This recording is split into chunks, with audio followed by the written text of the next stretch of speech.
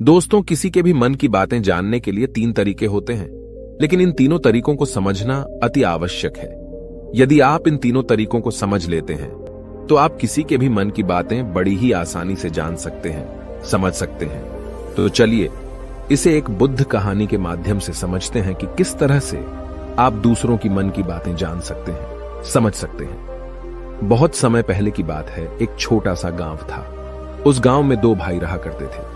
बड़ा भाई अंधा था, जिस कारण वो हमेशा घर पर ही बैठा रहता था, और छोटा भाई खेती किया करता था, लेकिन खेतों में अधिक जानवर आने से पूरी फसलें नष्ट हो जाती थीं, जिस कारण छोटा भाई बहुत परेशान हो चुका था।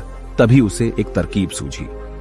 एक दिन उसने सोचा, खेतों में से इन जानवर को भगाने के लिए क्यों ना मैं अपने बड़े भाई की मदद लूं। वैसे भी बड़े भैया अंधे हैं, अगर वह खेत में बैठे रहेंगे और जानवरों की आहट आने पर वो उन्हें जोर से चिल्लाकर भगा सकते हैं, जिससे हमारी फसलें बच सकती हैं। इसलिए उन्हें मैं खेत में बिठा देता हूं। ये सब सोच विचार करने के बाद उसने अपने खेत में ही एक छोटी सी झोपड़ी तैयार की और अपने अंधे भाई को उस खेत में बिठा दिया और उनसे कहा, भैया, यदि कोई जानवर की आहट आपको सुनाई दे तो आप जोर जोर से चिल्लाना। ये सुनकर वो जानवर यहां से भाग जाएंगे और हमारी फसलें नष्ट होने से बच जाएगी। बड़ा भाई अपने छोटे भाई की बात मान लेता है और वो उस दिन से खेत में ही रहना शुरू कर देता है। जब भी किसी जानवर की आहट उसे सुनाई देती तो वो तुरंत जोर जोर से चिल्लाना शुरू कर देता, जिससे वो जानवर उसके खेतों से भाग जाते। ऐसा करते करते कई दिन बीत चुके थे। तभी एक दिन उसके खेत में एक हिरण भागता हुआ आता है और वह खेत के बांध को तोड़कर वहां से भाग गया। लेकिन उसी हिरण का पीछा करते हुए एक राजा भी उस खेत में आ पहुंचा। तभी राजा की नजर उस अंधे भाई पर पड़ती है। राजा उस व्यक्ति से कहता है, देखो, मैं यहां पर एक जानवर का पीछा करते हुए आया हूं। क्या तुमने उस जानवर को यहां पर देखा है?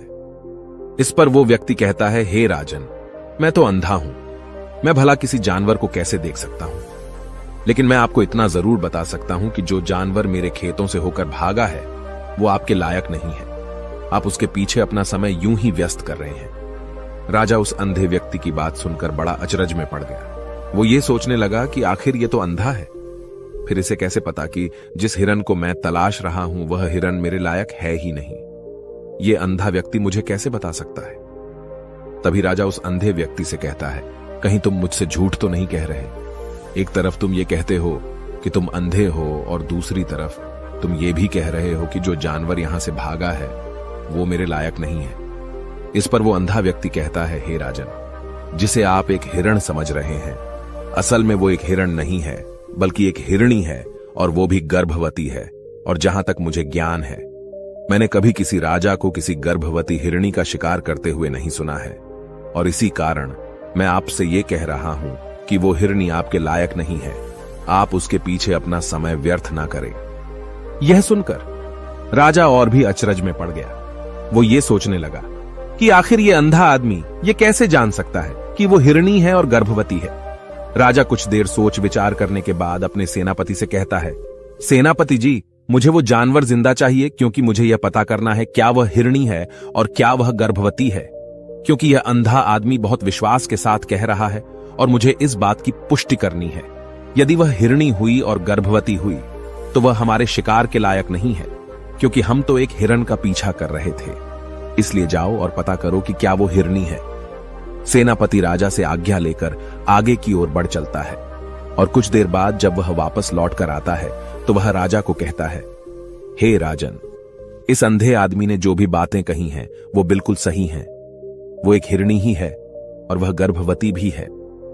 यह सुनकर राजा आश्चर्यचकित रह गया। उसे समझ नहीं आ रहा था कि आखिर अंधा आदमी कैसे पता कर सकता है कि वह जानवर एक हिरणी है, और तो और वह गर्भवती है। भला एक अंधा आदमी यह कैसे देख सकता है, यह कैसे जान सकता है? आखिर इसे यह कैसे पता चला? ऐसे कई सारे प्रश्न अब राजा के मन में उमड़ने लगे।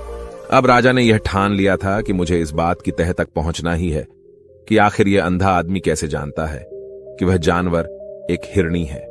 यह सोचकर राजा उस अंधे आदमी के पास जाता है और उस अंधे आदमी से कहता है, देखो, मैं ये तो नहीं जानता कि तुम सचमुच अंधे हो या नहीं, लेकिन मैं तुमसे एक बात जानने आया हूं। क्या तुम मेरे प्रश्न का सही सही जवाब दोगे? इस पर अंधा व्यक्ति कहता है, हे राजन, आप जो कुछ पूछना चाहते हैं मुझसे पूछ सकते हैं, मैं आपको बिल्कुल सच सच जवाब दूंगा।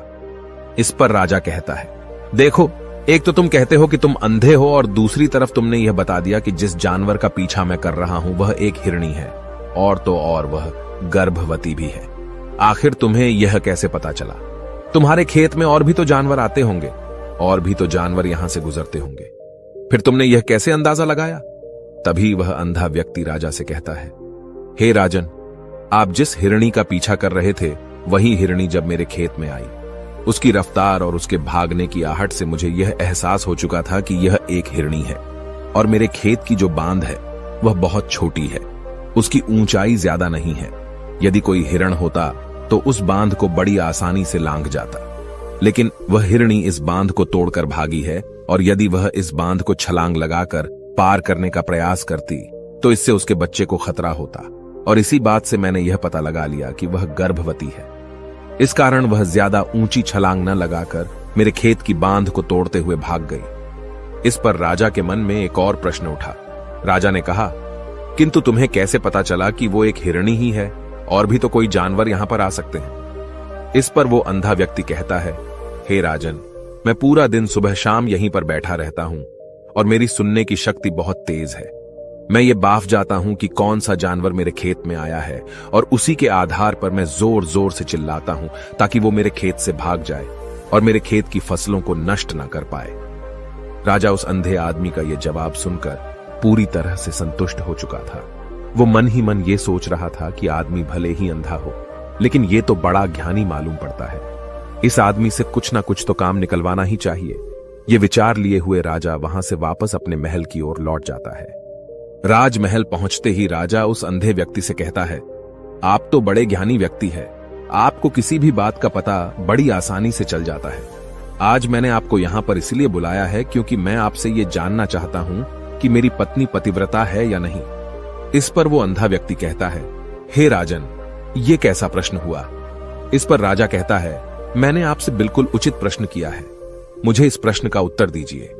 इस पर वो अंधा व्यक्ति कहता है, हे राजन, ये सारी बातें जाने दीजिए। आपकी शादी को इतने साल बीत चुके हैं, और अब आप ये बात क्यों जानना चाहते हैं?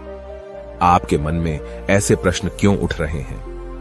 इस पर राजा जिद करते हुए कहता है, देखिए, आपको मुझे इस प्रश्न का उत्तर तो देना ही होगा। यदि आप मुझे इस प्रश्न का उत्तर नहीं देंगे तो मैं आपको मृत्युदंड दे दूंगा। राजा के मुख से यह बात सुनकर वो अंधा व्यक्ति कहता है, हे राजन, यदि आप इस प्रश्न का उत्तर चाहते हैं तो उसके लिए आपको मेरा एक काम करना होगा। राजा कहता है, बोलो, मुझे क्या काम करना होगा? इस पर व्यक्ति कहता है, इसके लिए आपकी पत्नी को मेरे साथ कमरे में अकेले छोड़ना होगा। उस अंधे व्यक्ति की यह बात सुनकर राजा पहले तो क्रोधित हो जाता है, लेकिन फिर कुछ सोच विचार करने के बाद वह उस व्यक्ति की बात मान लेता है और अपने सेनापति को आदेश देता है, सेनापति जी, इस व्यक्ति को और मेरी पत्नी को एक कमरे में कुछ देर के लिए अकेला छोड़ दे। सेनापति बिल्कुल वैसा ही करता है। अब राजा की पत्नी और अंधा आदमी एक कमरे में बंद हो चुके होते हैं। तभी वो अंधा आदमी राजा की पत्नी से कहता है, मुझे आपको छूना है। इस बात पर रानी अत्यधिक क्रोधित हो जाती है और उस अंधे आदमी को वो पकड़ पकड़ कर पीटने लगती है, कभी हाथों से तो कभी लातों से तो कभी पटक पटक कर। इस तरह से उन्होंने उस अंधे आदमी की खूब पिटाई की। उसके बाद किसी तरह से वह अंधा आदमी अपनी जान बचाकर वहां से भाग निकलता है और वह राजा के पास पहुंचता है और वह राजा से कहता है, हे राजन, आपकी पत्नी पतिव्रता नहीं है।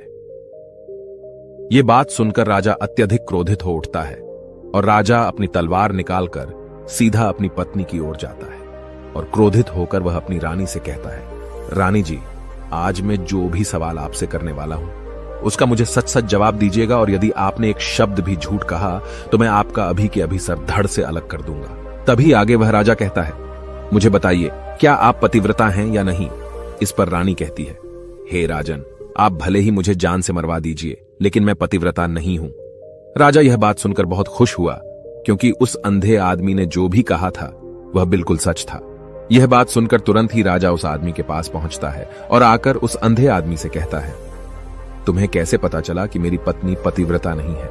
इस पर वह अंधा आदमी कहता है, हे राजन, बड़ी सीधी सी बात है, मैंने तो आपकी पत्नी से बस इतना ही कहा था कि मुझे आपको छूना है, और इस बात पर वह इतना क्रोधित हो उठी कि उन्होंने गुस्से में आकर मुझे लात घूंसों से पीटना शुरू कर दिया।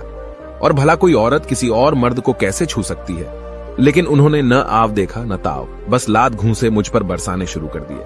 वह भी तो एक छूना ही हुआ, और एक पतिव्रता नारी कभी भी पराये मर्द को नहीं छूती। जब मैंने उसे छूने के लिए कहा था तो वह उस वक्त मुझे मना कर सकती थी, लेकिन उन्होंने तो मुझे पीटना शुरू कर दिया और देखते ही देखते उन्होंने मेरे पूरे शरीर को छू लिया। अब आप ही बताइए, ऐसी स्त्री भला पतिव्रता कैसे हो सकती है? इस पर राजा कहता है, तुम तो बड़े ज्ञानी मालूम पड़ते हो। अच्छा ठीक है, चलो तुम मेरे एक प्रश्न का और जवाब दो। यदि तुमने मुझे इस प्रश्न का सही सही जवाब दे दिया तो मैं तुम्हें यहां से जाने दूंगा। आगे राजा उस अंधे आदमी से कहता है कि तुम मुझे यह बताओ, क्या मैं सच में अपने पिताजी का ही बेटा हूं या फिर किसी और का? इस पर वह अंधा भी कहता है, हे राजन, इस बात से आपका क्या लेना देना?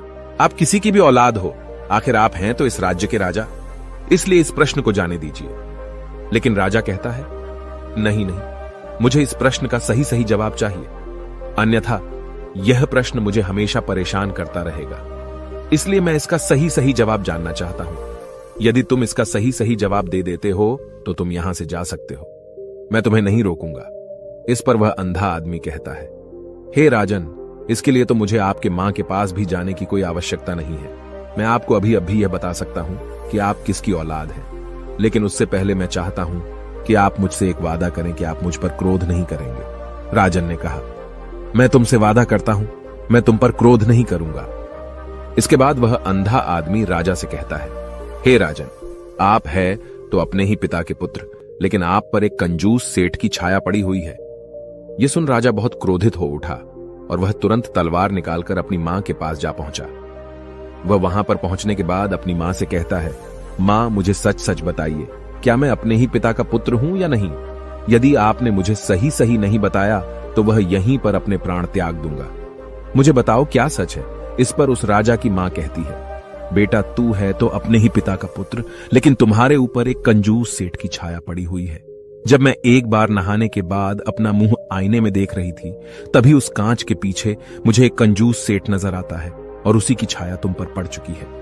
यह सुन राजा बहुत खुश हो जाता है और वह तुरंत दौड़ा दौड़ा वापस उस अंधे आदमी के पास पहुंचता है और उस अंधे आदमी से कहता है, तुम्हें यह कैसे पता चला कि मुझ पर एक कंजूस सेठ की छाया पड़ी हुई है? इस पर वह आदमी कहता है, हे राजन, आपने मुझसे कई सारे सवाल पूछे जिनका जवाब मैंने आपको सही सही दिया है। यदि कोई और राजा होता तो मुझे इसके बदले में ढेरों सारे इनाम मिल चुके होते, लेकिन अब तक आपने एक फूटी कौड़ी तक नहीं दी है। इस बात से ही मैंने अंदाजा लगा लिया था कि आप बहुत कंजूस हो।